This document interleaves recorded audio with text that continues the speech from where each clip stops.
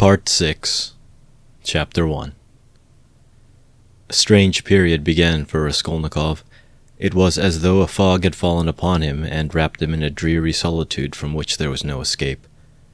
Recalling that period long after, he believed that his mind had been clouded at times, and that it had continued so, with intervals, till the final catastrophe. He was convinced that he had been mistaken about many things at that time, for instance, as to the date of certain events. Anyway, when he tried later on to piece his recollections together, he learnt a great deal about himself from what other people told him. He had mixed up incidents and had explained events as due to circumstances which existed only in his imagination. At times he was a prey to agonies of morbid uneasiness, amounting sometimes to panic. But he remembered, too, moments, hours, perhaps whole days of complete apathy, which came upon him as a reaction from his previous terror and might be compared with the abnormal insensibility sometimes seen in the dying. He seemed to be trying in that latter stage to escape from a full and clear understanding of his position. Certain essential facts which required immediate consideration were particularly irksome to him. How glad he would have been to be free from some cares, the neglect of which would have threatened him with complete inevitable ruin. He was particularly worried about Svidrigailov. He might be said to be permanently thinking of Svidrigailov. From the time of Svidrigailov's two menacing and unmistakable words in Sonia's room at the moment of Katerina Ivanovna's death, the normal working of his mind seemed to break down. But although this new fact caused him extreme uneasiness, Raskolnikov was in no hurry for an explanation of it. At times, finding himself in a solitary and remote part of the town, in some wretched eating-house, sitting alone lost in thought, hardly knowing how he had come there, he suddenly thought of Svidrigailov. He recognized suddenly, clearly, and with dismay, that he ought at once to come to an understanding with that man and to make what terms he could. Walking outside the city gates one day, he positively fancied that they had a fixed meeting there, that he was waiting for Svidrigailov. Another time he woke up before daybreak, lying on the ground under some bushes, and could not at first understand how he had come there. But during the 2 or 3 days after Katerina Ivanovna's death, he had 2 or 3 times met Svidrigailov at Sonia's lodging, where he had gone aimlessly for a moment. They exchanged a few words and made no reference to the vital subject, as though they were tacitly agreed not to speak of it for a time. Katerina Ivanovna's body was still lying in the coffin. Svidrigailov was busy making arrangements for the funeral. Sonia, too, was very busy. At their last meeting, Svidrigailov informed Raskolnikov that he had made an arrangement, and a very satisfactory one, for Katerina Ivanovna's children, that he had, through certain connections, succeeded in getting hold of certain personages by whose help the 3 orphans could be at once placed in very suitable institutions. That the money he had settled on them had been of great assistance, as it is much easier to place orphans with some property than destitute ones. He said something, too, about Sonia, and promised to come himself in a day or 2 to see Raskolnikov, mentioning that he would like to consult with him, that there were things they must talk over. This conversation took place in the passage on the stairs. Svidrigailov looked intently at Raskolnikov, and suddenly, after a brief pause, dropping his voice, asked, "But how is it, Rodion Romanovich? You don't seem yourself. You look and you listen, but you don't seem to understand. Cheer up. We'll talk things over. I'm only sorry. I've so much to do of my own business and other people's. Ah, Rodion Romanovich," he added suddenly, "what all men need is fresh air. Fresh air. More than anything." He moved to one side to make way for the priest and server who were coming up the stairs. They had come for the requiem service. By Svidrigailov's orders, it was sung twice a day punctually. Svidrigailov went his way. Raskolnikov stood still a moment, thought, and followed the priest into Sonia's room. He stood at the door. They began quietly, slowly, and mournfully singing the service. From his childhood, the thought of death and the presence of death had something oppressive and mysteriously awful, and it was long since he had heard the Requiem service. And there was something else here as well, too awful and disturbing. He looked at the children. They were all kneeling by the coffin. Polenka was weeping. Behind them Sonia prayed, softly, and, as it were, timidly weeping. "These last 2 days she hasn't said a word to me. She hasn't glanced at me," Raskolnikov thought suddenly. The sunlight was bright in the room. The incense rose in clouds. The priest read, "Give rest, O Lord." Raskolnikov stayed all through the service. As he blessed them and took his leave, the priest looked round strangely. After the service, Raskolnikov went up to Sonia. She took both his hands and let her head sink on his shoulder. This slight, friendly gesture bewildered Raskolnikov. It seemed strange to him that there was no trace of repugnance, no trace of disgust, no tremor in her hand. It was the furthest limit of self-abnegation. At least so he interpreted it. Sonia said nothing. Raskolnikov pressed her hand and went out. He felt very miserable. If it had been possible to escape to some solitude, he would have thought himself lucky, even if he had to spend his whole life there. But although he had almost always been by himself of late, he had never been able to feel alone. Sometimes he walked out of the town onto the high road. Once he had even reached a little wood. But the lonelier the place was, the more he seemed to be aware of an uneasy presence near him. It did not frighten him, but greatly annoyed him, so that he made haste to return to the town, to mingle with the crowd, to enter restaurants and taverns, to walk in busy thoroughfares. There he felt easier and even more solitary. One day at dusk, he sat for an hour listening to songs in a tavern, and he remembered that he positively enjoyed it. But at last he had suddenly felt the same uneasiness again, as though his conscience smote him. "Here I sit listening to singing. Is that what I ought to be doing?" he thought. Yet he felt at once that that was not the only cause of his uneasiness. There was something requiring immediate decision, but it was something he could not clearly understand or put into words. It was a hopeless tangle. No, better the struggle again. Better Porfiry again, or Svidrigailov. Better some challenge again, some attack. Yes, he thought. He went out of the tavern and rushed away almost at a run. The thought of Dunya and his mother suddenly reduced him almost to a panic. That night he woke up before morning among some bushes in Krestovsky Island, trembling all over with fever. He walked home, and it was early morning when he arrived. After some hours' sleep, the fever left him, but he woke up late, 2:00 in the afternoon.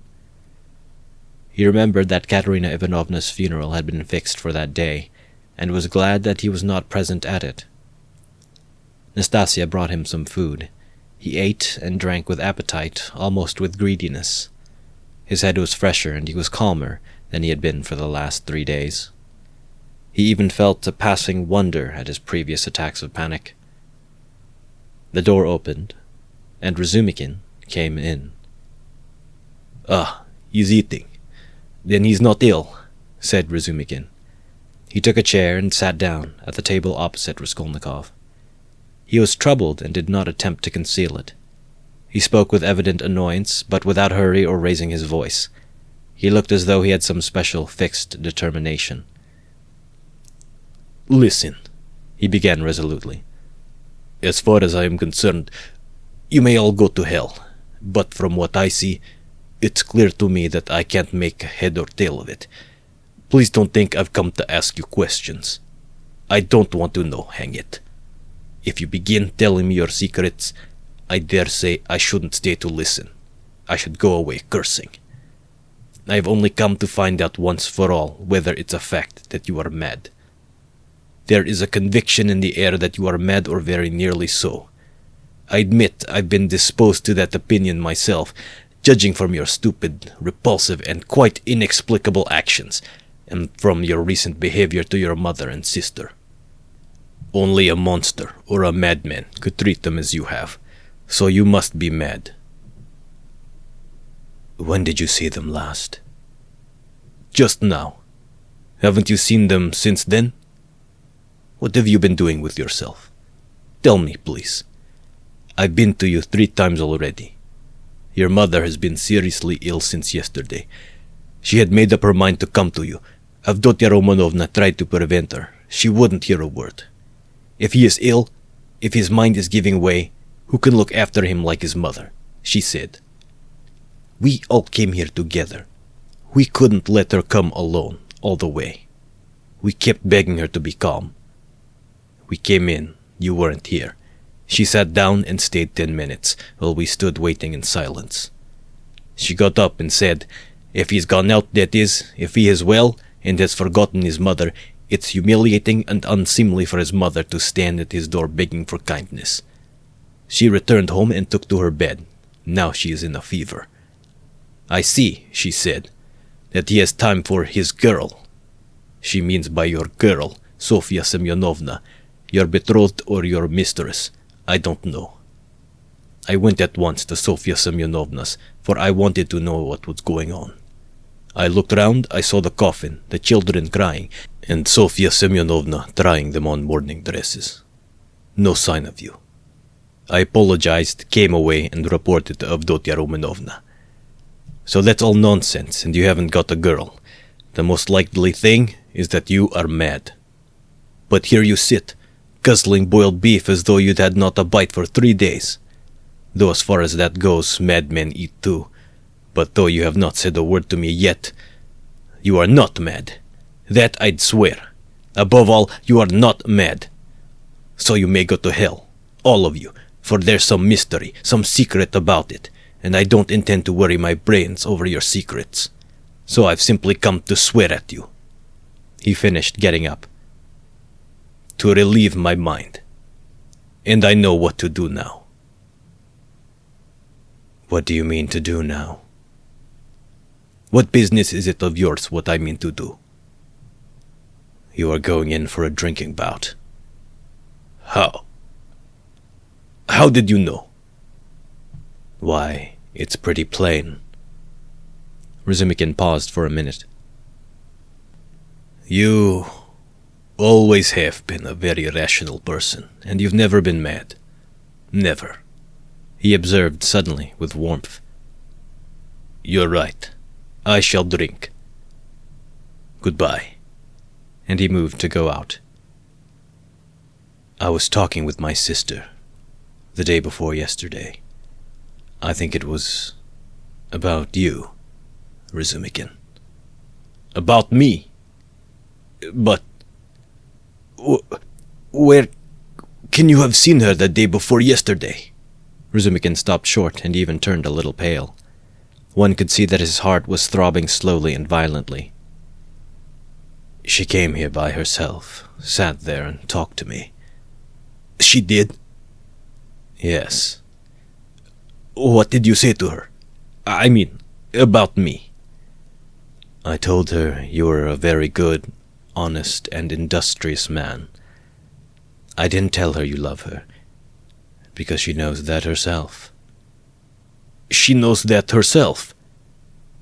Well, it's pretty plain. Wherever I might go, whatever happened to me, you would remain to look after them.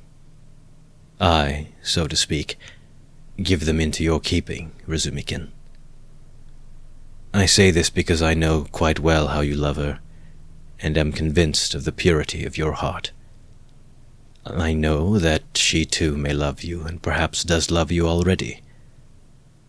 Now decide for yourself, as you know best, whether you need go in for a drinking bout or not.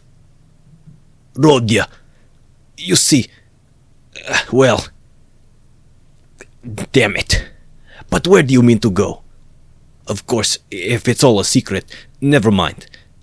But I shall find out the secret, and I'm sure that it must be some ridiculous nonsense, and that you've made it all up. You are a capital fellow. A capital fellow."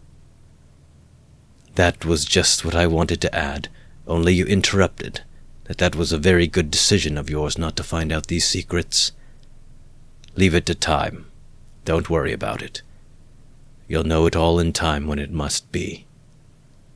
Yesterday a man said to me that what a man needs is fresh air. Fresh air. I mean to go to him directly to find out what he meant by that. Razumikin stood lost in thought and excitement, making a silent conclusion. "He's a political conspirator. He must be. And he's on the eve of some desperate step, that's certain. It can only be that. And Dunya knows." He thought suddenly. "So Avdotya Romanovna comes to see you," he said, weighing each syllable.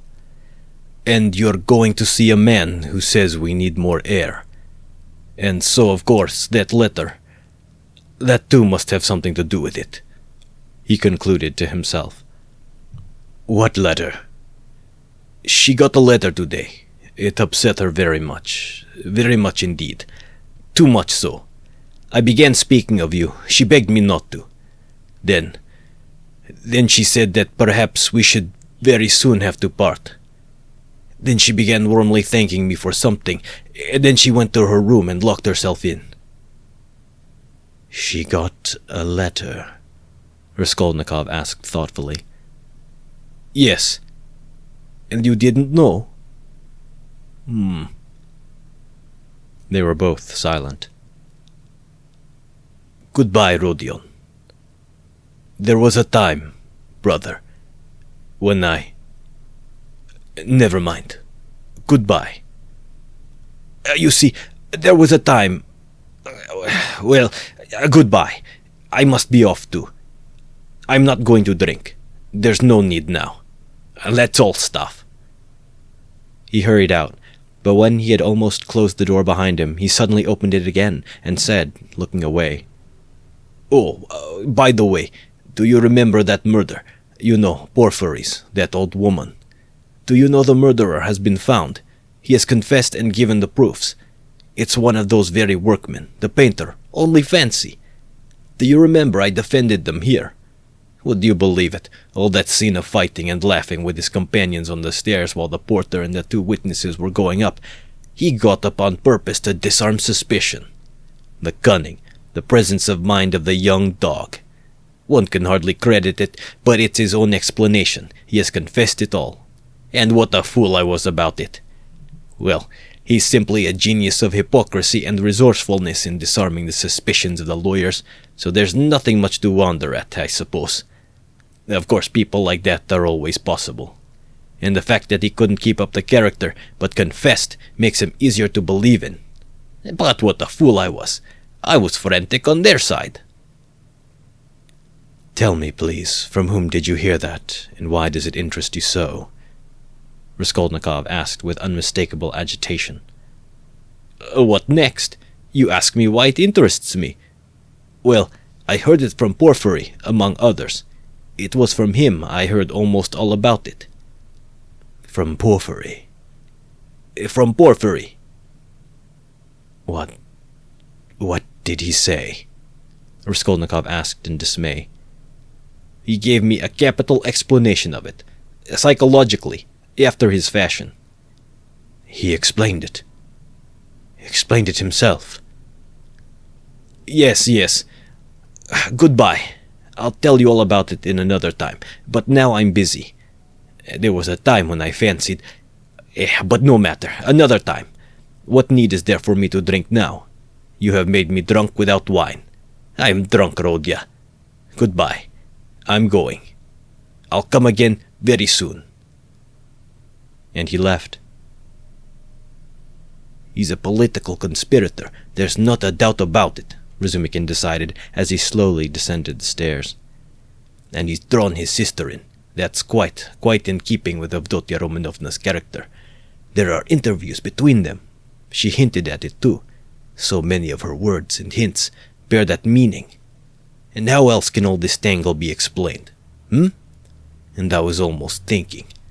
Good heavens, what a thought. Yes, I took leave of my senses and I wronged him. It was his doing, under the lamp in the corridor that day. Phew, what a crude, nasty, vile idea on my part. Nikolai is a brick for confessing. And how clear it is all now. His illness then, all his strange actions. Before this, in the university, how morose he used to be, how gloomy. But what's the meaning now of that letter? There's something in that too, perhaps. Whom was it from? I suspect. No, I must find out. He thought of Dunya, realizing all he had heard, and his heart throbbed, and he suddenly broke into a run. As soon as Razumikin left, Raskolnikov got up, turned to the window, walked into one corner and then into another, as though forgetting the smallness of his room, and sat down again on the sofa. He felt, so to speak, renewed. Again the struggle, so a means of escape, had come. Yes, a means of escape had come. It had been too stifling, too cramping, the burden had been too agonizing. A lethargy had come upon him at times. From the moment of the scene with Nikolai at Porfiry's, he had been suffocating, penned in without hope of escape. After Nikolai's confession, on that very day had come the scene with Sonia. His behavior and his last words had been utterly unlike anything he could have imagined beforehand. He had grown feebler, instantly and fundamentally. And he had agreed at the time with Sonia. He had agreed in his heart he could not go on living alone with such a thing on his mind. And Svidrigailov was a riddle. He worried him, that was true, but somehow not on the same point. He might still have a struggle to come with Svidrigailov. Svidrigailov, too, might be a means of escape, but Porfiry was a different matter. And so Porfiry himself had explained it to Razumikin, had explained it psychologically.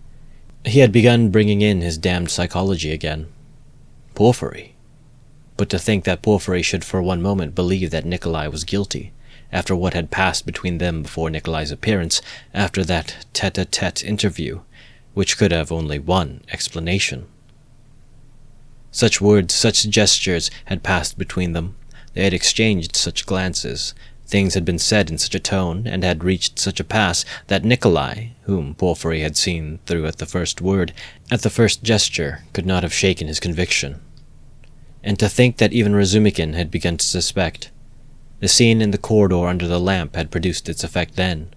He had rushed to Porfiry, but what had induced the latter to receive him like that? What had been his object in putting Razumikin off with Nikolai? He must have some plan. There was some design, but what was it? It was true that a long time had passed since that morning, too long a time, and no sight nor sound of Porfiry. Well, that was a bad sign. Raskolnikov took his cap and went out of the room, still pondering.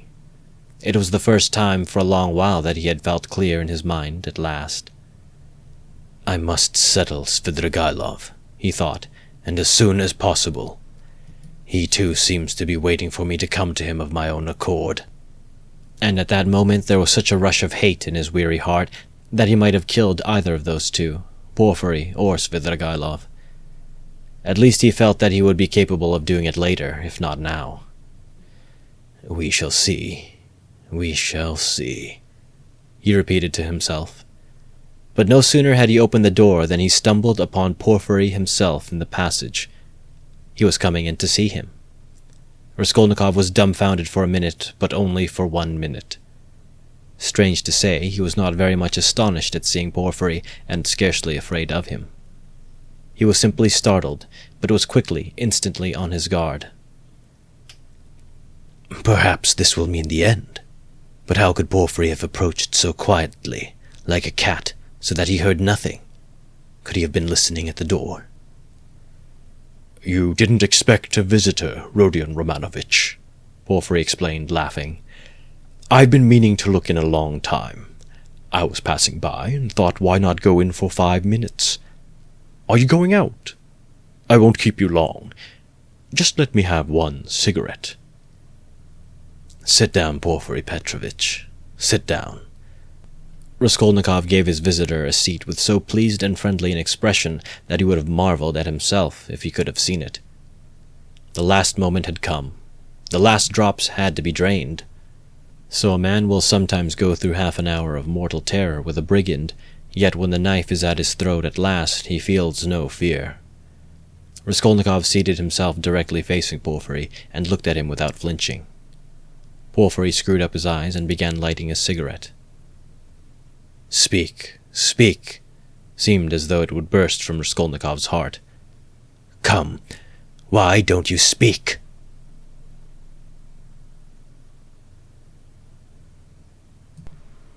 Chapter 2. "Ah, these cigarettes," Porfiry Petrovitch ejaculated at last, having lighted one. "They are pernicious, positively pernicious, and yet I can't give them up. I cough, I begin to have tickling in my throat, and a difficulty in breathing. You know, I am a coward. I went lately to Dr. B. He always gives at least half an hour to each patient. He positively laughed, looking at me. He sounded to me, 'Tobacco's bad for you,' he said. 'Your lungs are affected.' But how am I to give it up? What is there to take its place? I don't drink. That's the mischief. That I don't. Everything is relative, Rodion Romanovich. Everything is relative." Why, he's playing his professional tricks again, Raskolnikov thought with disgust. All the circumstances of their last interview suddenly came back to him, and he felt a rush of the feeling that had come upon him then. "I came to see you the day before yesterday, in the evening. You didn't know?" Porfiry Petrovitch went on, looking round the room. "I came into this very room. I was passing by, just as I did today, and I thought I'd return your call. I walked in as your door was wide open. I looked round, waited, and went out without leaving my name with your servant.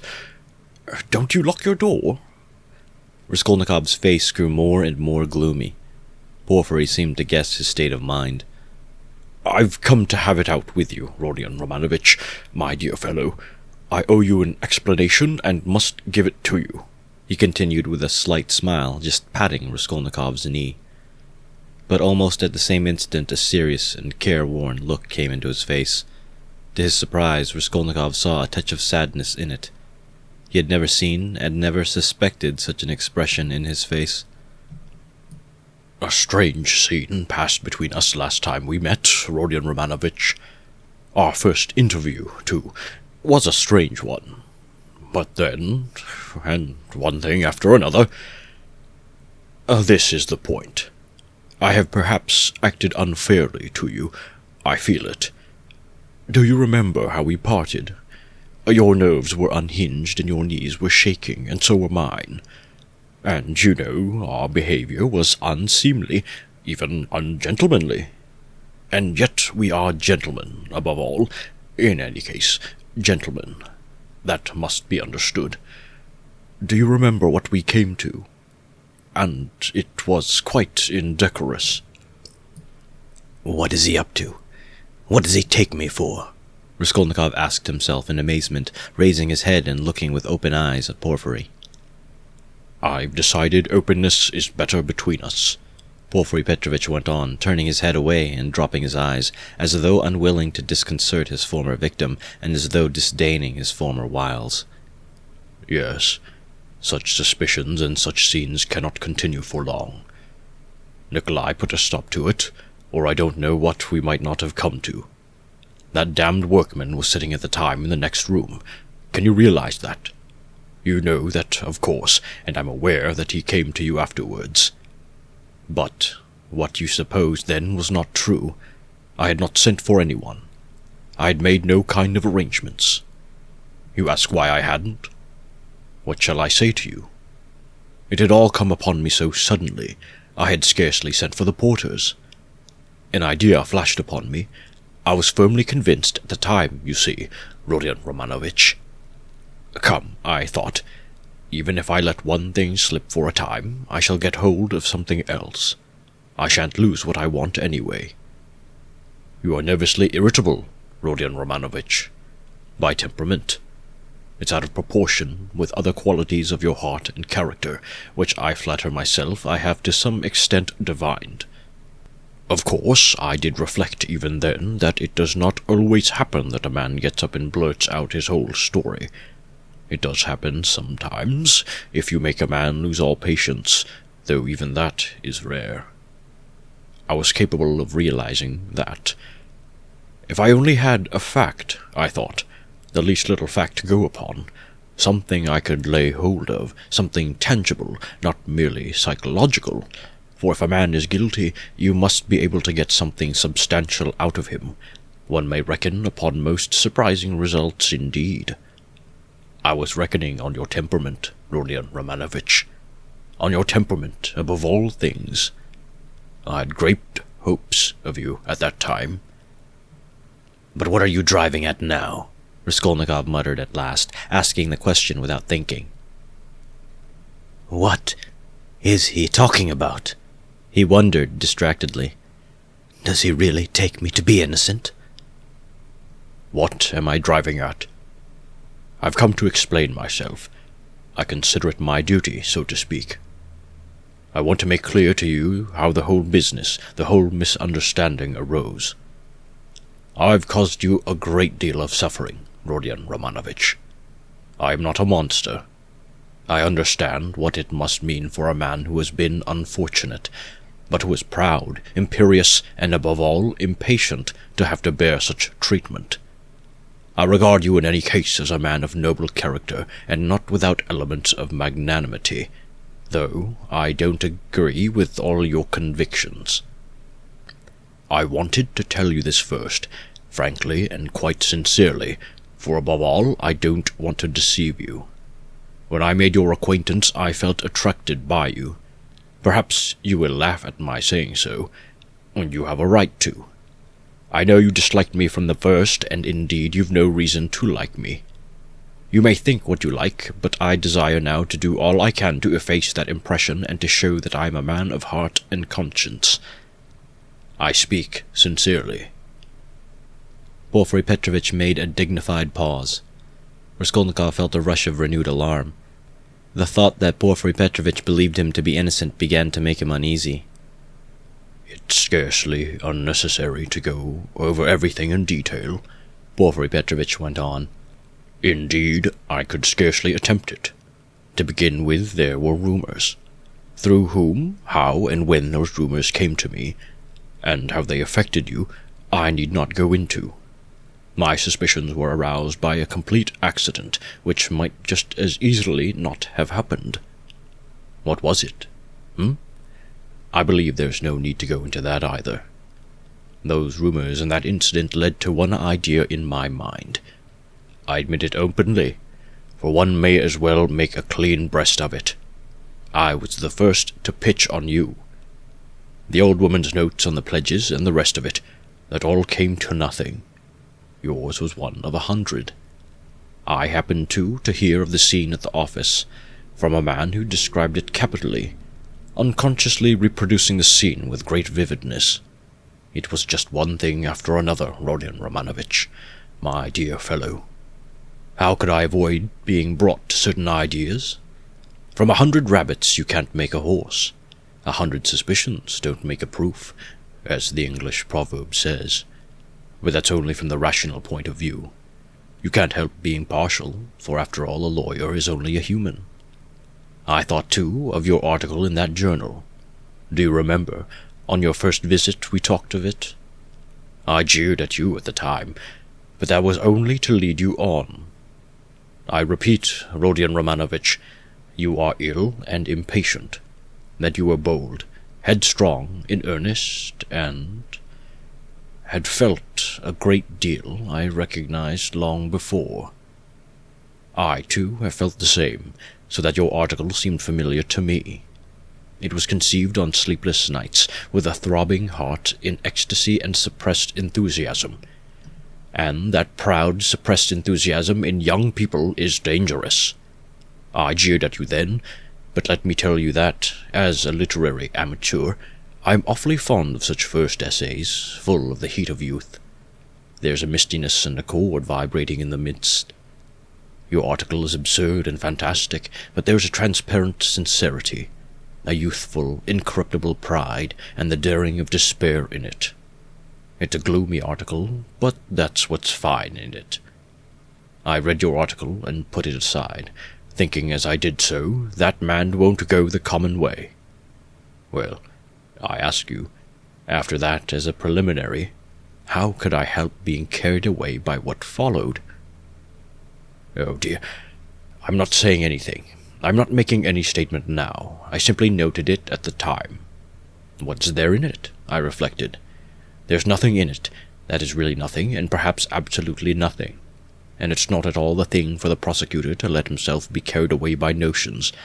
Here I have Nikolai on my hands with actual evidence against him. You may think what you like of it, but it's evidence. He brings in his psychology too. One has to consider him, for it's a matter of life and death. Why am I explaining this to you? That you may understand, and not blame my malicious behavior on that occasion. It was not malicious, I assure you. Do you suppose I didn't come to search your room at the time? I did. I was here when you were lying ill in bed. Not officially, not in my own person, but I was here. Your room was searched to the last thread at the first suspicion. But I thought to myself, now that man will come of himself, and quickly too. If he's guilty, he's sure to come. Another man wouldn't, but he will. And you remember how Mr. Razumikin began discussing the subject with you? We arranged that to excite you, so we purposely spread rumors that he might discuss the case with you, and Razumikin is not a man to restrain his indignation. Mr. Zamitov was tremendously struck by your anger and your open daring. Think of blurting out in a restaurant, "I killed her." It was too daring, too reckless. I thought so myself. If he is guilty, he will be a formidable opponent. That was what I thought at the time. I was expecting you, but you simply bowled Zamitov over and... Well, you see, it all lies in this, that this damnable psychology can be taken two ways. Well, I kept expecting you, and so it was you came. My heart was fairly throbbing. Now, why need you have come? Your laughter, too, as you came in, do you remember? I saw it all plain as daylight. But if I hadn't expected you so specially, I should not have noticed anything in your laughter. You see what influence a mood has? Mr. Razumikin, then. That stone under which the things were hidden. I seemed to see it somewhere in the kitchen garden. It was in a kitchen garden. You told Zamitov, and afterwards you repeated that in my office. And when we began picking your article to pieces, how you explained it. One could take every word of yours in two senses, as though there were another meaning hidden. So, in this way, Rodion Romanovich, I reached the furthest limit, and knocking my head against a post, I pulled myself up, asking myself what I was about. After all I said, you can take it all in another sense if you like, and it's more natural so, indeed. I couldn't help admitting it was more natural. I was bothered. No, I'd better get hold of some little fact, I said. So when I heard the bell ringing, I held my breath and was all in a tremor. Here's my little fact, thought I, and I didn't think it over. I simply wouldn't. I would have given 1,000 rubles at that minute to have seen you with my own eyes, when you walked 100 paces beside that workman, after he had called you a murderer to your face, and you did not dare to ask him a question all the way. And then what about your trembling? What about your bell ringing in your illness, in semi-delirium? And so, Rodion Romanovich, can you wonder that I played such pranks on you? And what made you come at that very minute? Someone seemed to have sent you, by Jove, and if Nikolai had not parted us... And do you remember Nikolai at the time? Do you remember him clearly? It was a thunderbolt, a regular thunderbolt, and how I met him. I didn't believe in the thunderbolt, not for a minute. You could see it for yourself, and how could I? Even afterwards, when you had gone, and he began making very, very plausible answers on certain points, so that I was very surprised at him myself. Even then I didn't believe his story. You see, what it is to be as firm as a rock. No, thought I. What has Nikolai got to do with it? Razumikin told me just now that you think Nikolai guilty, and had yourself assured him of it. His voice failed him, and he broke off. He had been listening in indescribable agitation as this man who had seen through him and through him went back upon himself. He was afraid of believing it and did not believe it. In those still ambiguous words he kept eagerly looking for something more definite and conclusive. "Mr. Razumikin," cried Porfiry Petrovitch, seeming glad of a question from Raskolnikov, who had till then been silent. But I had to put Mr. Razumikin off. 2 is company, 3 is none. Mr. Razumikin is not the right man. Besides, he is an outsider. He came running to me with a pale face. But never mind him. Why bring him in? To return to Nikolai, would you like to know what sort of a type he is? How I understand him, that is. To begin with, he is still a child, and not exactly a coward, but something by way of an artist. Really, don't laugh at my describing him so. He is innocent and responsive to influence. He has a heart, and is a fantastic fellow. He sings and dances, he tells stories, they say, so that people come from other villages to hear him. He attends school, too, and laughs till he cries if you hold up a finger to him. He will drink himself senseless, not as a regular vice, but at times when people treat him like a child. And he stole, too, then, without knowing it himself, for how can it be stealing if one picks it up? And do you know he's an old believer, or rather a dissenter. There have been wanderers in his family, and he was for 2 years in his village under the spiritual guidance of a certain elder. I learnt all this from Nikolai and from his fellow villagers, and what's more, he wanted to run into the wilderness. He was full of fervor, prayed at night, read the books, the true ones, and read himself crazy. Petersburg had a great effect upon him, especially the women and the wine. He responds to everything, and he forgot the elder and all that. I learnt that an artist here took a fancy to him, and used to go and see him, and now this business came upon him. Well, he was frightened, he tried to hang himself, he ran away. How can one get over the idea that people have of Russian legal proceedings? The very word trial frightened some of them. Whose fault is it? We shall see what the new juries will do. God grant they do good.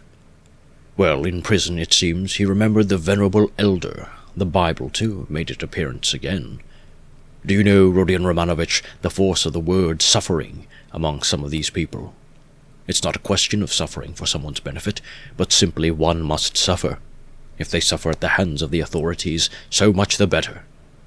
In my time there was a very meek and mild prisoner who spent a whole year in prison, always reading his Bible on the stove at night, and he read himself crazy and crazy. Do you know that one day, apropos of nothing, he seized a brick and flung it at the governor, though he had done him no harm. And the way he threw it, too, aimed it at a yard on one side on purpose, for fear of hurting him. Well, we know what happens to a prisoner who assaults an officer with a weapon. So he took his suffering. So I suspect now that Nikolai wants to take his suffering, or something of the sort. I know it for certain from facts indeed. Only he doesn't know that I know. What, you don't admit that there are such fantastic people among the peasants? Lots of them. The elder, now, has begun influencing him, especially since he tried to hang himself. But he'll come and tell me all himself. You think he'll hold out?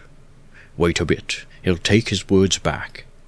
I'm waiting from hour to hour from him to come and abjure his evidence. I've come to like that Nikolai, and am studying him in detail. And what do you think? He answered me very plausibly on some points. He obviously had collected some evidence and prepared himself cleverly, but on other points he is simply at sea, knows nothing, and doesn't even suspect that he doesn't know. No, Rodion Romanovich, Nikolai doesn't come in. This is a fantastic, gloomy business, a modern case, an incident of day-to-day when the heart of man is troubled, when the phrase is quoted that blood renews, when comfort is preached as the aim of life. Here we have bookish dreams, a heart unhinged by theories. Here we see resolution in the first stage, but resolution of a special kind. He resolved to do it like jumping over a precipice or from a bell tower, and his legs shook as he went to the crime. He forgot to shut the door after him, and murdered 2 people for a theory. He committed the murder, and couldn't take the money, and what he did manage to snatch up he hid under a stone. It wasn't enough for him to suffer agony behind the door while they battered at the door and rung the bell. No, he had to go to the empty lodging, half delirious, to recall the bell ringing. He wanted to feel the cold shiver over again. Well, that we grant was through illness, but consider this. He is a murderer, but looks upon himself as an honest man, despises others, poses as injured innocence. No, that's not the work of a Nikolai, my dear Rodion Romanovich. All that had been said before had sounded so like a recantation that these words were too great a shock. Raskolnikov shuddered as though he had been stabbed. "Then, who then is the murderer?" he asked in a breathless voice, unable to restrain himself. Porfiry Petrovitch sank back in his chair as though he were amazed at the question. "Who is the murderer?" he repeated, as though unable to believe his ears. "Why, you, Rodion Romanovich. You are the murderer," he added, almost in a whisper, in a voice of genuine conviction. Raskolnikov leapt from the sofa, stood up for a few seconds, and sat down again without uttering a word. His face twitched convulsively. "Your lip is twitching just as it did before," Porfiry Petrovitch observed almost sympathetically. "You've been misunderstanding me, I think, Rodion Romanovich," he added after a brief pause. "That's why you are so surprised. I came on purpose to tell you everything and deal openly with you." "It was not I that murdered her," Raskolnikov whispered like a frightened child caught in the act. "No, it was you. You, Rodion Romanovich, and no one else," Porfiry whispered sternly, with conviction. They were both silent, and the silence lasted strangely long, about 10 minutes. Raskolnikov put his elbow on the table and passed his fingers through his hair. Porfiry Petrovitch sat quietly waiting. Suddenly Raskolnikov looked scornfully at Porfiry. "You are at your old tricks again, Porfiry Petrovitch. Your old method again. I wonder you don't get sick of it." "Oh, stop that. What does that matter now? It would be a different matter if there were witnesses present, but we are whispering alone. You see yourself that I have not come to chase and capture you like a hare. Whether you confess it or not is nothing to me now. For myself, I am convinced without it." "If so, what did you come for?" Raskolnikov asked irritably. "I ask you the same question again. If you consider me guilty, why don't you take me to prison?" "Oh, that's your question. I will answer you point for point. In the first place, to arrest you so directly is not to my interest." "How so? If you are convinced, you ought—" "What if I am convinced? That's only my dream for the time. Why should I put you in safety? You know that's it, since you asked me to do it. If I confront you with that workman, for instance, and you say to him, 'Were you drunk or not? Who saw me with you?' I simply took you to be drunk, and you were drunk too. Well, what could I answer, especially as your story is more likely one than his? For there's nothing but psychology to support his evidence. That's almost unseemly with his ugly mug, while you hit the mark exactly, for the rascal is an inveterate drunkard and notoriously so. And I have myself admitted candidly several times already that psychology can be taken in 2 ways, and that the second way is stronger and looks far more probable, and that apart from that I have as yet nothing against you. And though I shall put you in prison, and indeed have come, quite contrary to etiquette, to inform you of it beforehand, yet I tell you frankly, also contrary to etiquette, that it won't be to my advantage. Well, secondly, I've come to you because—" Yes, secondly," Raskolnikov was listening, breathless. "Because, as I told you just now, I consider I owe you an explanation." I don't want you to look upon me as a monster, as I have a genuine liking for you. You may believe me or not. And in the third place, I've come to you with a direct and open proposition, that you should surrender and confess. It will be infinitely more to your advantage, and to my advantage too, for my task will be done. Well, is this open on my part or not? Raskolnikov thought a minute.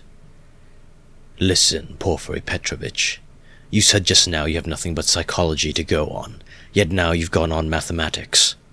Well, what if you are mistaken yourself now? No, Rodion Romanovich, I am not mistaken. I have a little fact even then. Providence sent it to me. What little fact?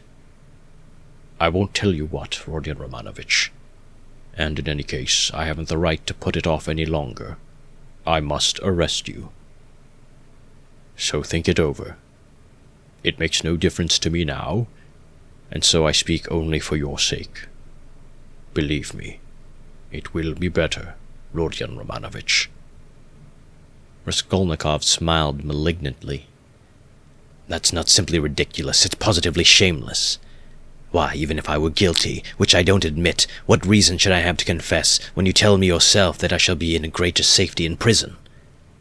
Ah, Rodion Romanovich, don't put too much faith in words. Perhaps prison will not be altogether a restful place. That's only theory, and my theory. And what authority am I for you? Perhaps, too, even now I'm hiding something from you. I can't lay bare everything. And how can you ask what advantage? Don't you know how it would lessen your sentence? You would be confessing at a moment when another man has taken the crime on himself, and so has muddled the whole case. Consider that. I swear before God that I will so arrange that your confession shall come as a complete surprise.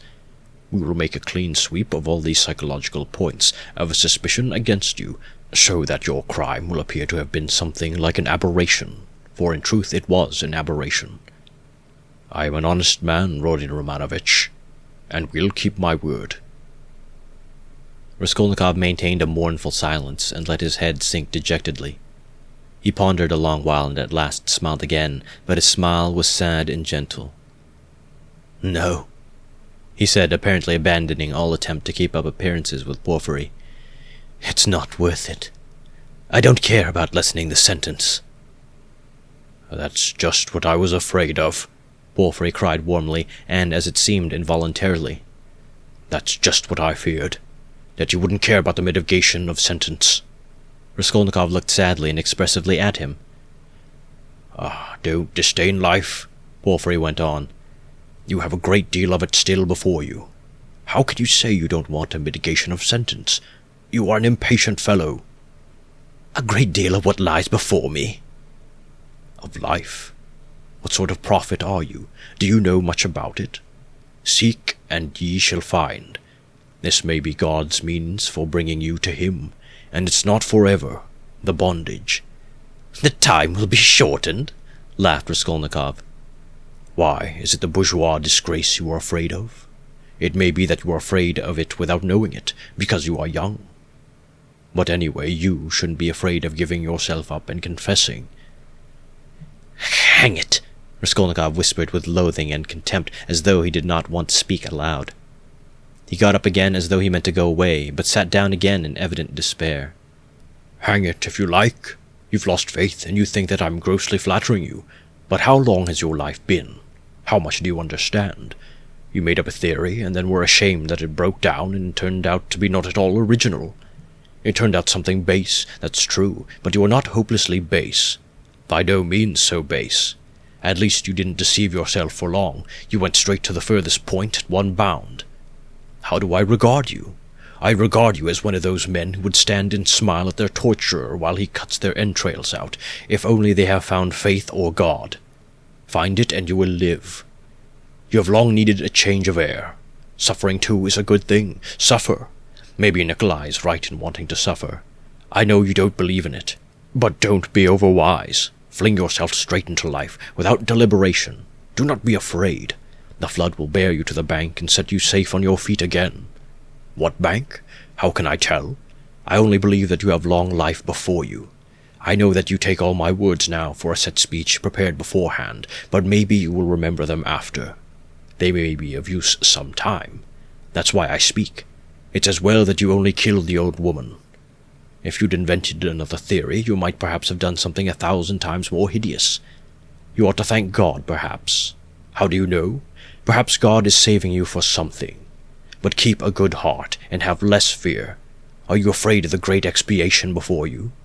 No, it would be shameful to be afraid of it. Since you have taken such a step, you must harden your heart. There is justice in it. You must fulfill the demands of justice. I know that you don't believe it, but indeed life will bring you through. You will live it down in time. What you need now is fresh air. Fresh air. Raskolnikov positively started. But who are you? What prophet are you? From the height of what majestic calm do you proclaim these words of wisdom? Who am I? I am a man with nothing to hope for, that's all. A man perhaps of feeling and sympathy, maybe of some knowledge too, but my day is over. But you are a different matter. There is life waiting for you. Though, who knows, maybe your life too will pass off in smoke and come to nothing. Come, what does it matter? That you will pass into another class of men? It's not comfort you regret with your heart. What of it that perhaps no one will see you for so long? It's not time, but yourself that will decide that. Be the sun, and all will see you. The sun has before all to be the sun. Why are you smiling again? At my being such a shiller? I bet you're imagining that I'm trying to get round you by flattery. Well, perhaps I am. Perhaps you'd better not believe my word. Perhaps you'd better never believe it altogether. I'm made that way, I confess it. But let me add, you can judge for yourself, I think, how far I am a base sort of man and how far I am honest. When do you mean to arrest me? Well, I can let you walk about another day or two. Think it over, my dear fellow, and pray to God. It's more in your interest, believe me. And what if I run away? Asked Raskolnikov with a strange smile. No, you won't run away. A peasant would run away. A fashionable dissenter would run away. The flunkey of another man's thought, for you've only to show him the end of your little finger, and he'll be ready to believe in anything for the rest of his life. But you've ceased to believe in your theory already. What will you run away with? And what would you do in hiding? It would be hateful and difficult for you, and what you need more than anything in life is a definite position, an atmosphere to suit you. And what sort of atmosphere would you have? If you ran away, you'd come back to yourself. You can't get on without us. And if I put you in prison, say you've been there a month or 2 or 3, remember my word, you'll confess of yourself and perhaps to your own surprise. You won't know an hour beforehand that you are coming with a confession. I'm convinced that you will decide to take your suffering. You don't believe my words now, but you'll come to it of yourself. For suffering, Rodion Romanovich, is a great thing. Never mind my having grown fat. I know all the same. Don't laugh at it. There's an idea in suffering. Nikolai is right. No, you won't run away, Rodion Romanovich. Raskolnikov got up and took his cap. Porfiry Petrovitch also rose. Are you going for a walk? The evening will be fine, if only we don't have a storm. Though it would be a good thing to freshen the air. He too took his cap. Porfiry Petrovitch, please don't take up the notion that I have confessed to you today, Raskolnikov pronounced with sullen insistence. You're a strange man, and I have listened to you from simple curiosity. But I have admitted nothing. Remember that. Oh, I know that. I'll remember. Look at him. He's trembling. Don't be uneasy, my dear fellow. Have it your own way. Walk about a bit. You won't be able to walk too far. If anything happens, I have one request to make of you, he added, dropping his voice. It's an awkward one, but important. If anything were to happen, though indeed I don't believe in it, and think you quite incapable of it, yet in case you were taken during these 40 or 50 hours with the notion of putting an end to the business in some other way, in some fantastic fashion, laying hands on yourself.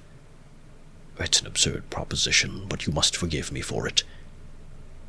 Do leave a brief but precise note, only 2 lines, and mention the stone. It will be more generous. Come, till we meet. Good thoughts and sound decisions to you." Porfiry went out, stooping and avoiding looking at Raskolnikov. The latter went to the window and waited with irritable impatience till he calculated that Porfiry had reached the street and moved away. Then he too went hurriedly out of the room.